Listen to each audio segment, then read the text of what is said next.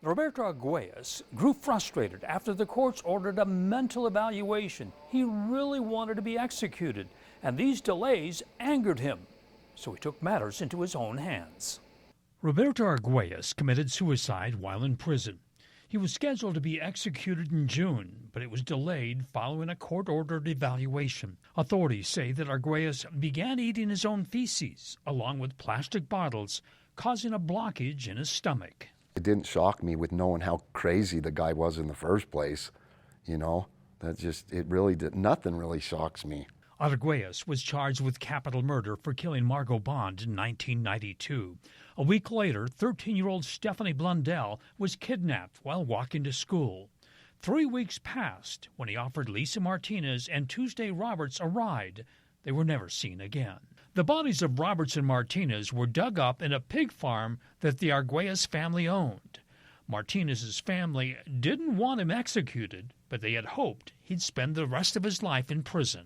I wish he could have stood suffering in prison longer, because we still have a lot of, it still weighs heavy on our heart, and it always will. The victims' families believe the murder should never have happened. He was paroled in 1991 after spending 11 years in prison for raping 2 young children and nearly killing one of them. At his 1990 parole hearing, he convinced the parole board he was a changed man. Can you tell the board how you think you've dealt with the anger that's directed toward women? That's been mostly through therapies. The therapies that I have taken have been based on anger control and anger expression, so to speak, growing up.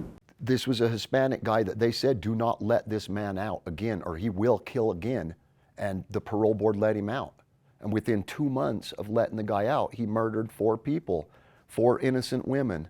Robert Arguelles should have never been out to do what he did to my sister. He had a very bad criminal record.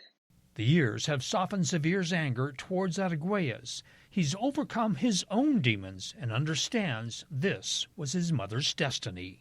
I want to have the visions of my mom as this beautiful spirit that evolved from what she was when she was younger and involved. Her time on earth was done and she got to move on. I don't even hold it against him because I don't want that anguish in my heart. Severe says he still has a tight spiritual relationship with his mother. They both share the same birthdays. The tragic part is when Margo Bond disappeared, it was their birthday. For the Justice Files, Marcus Ortiz, ABC4 News.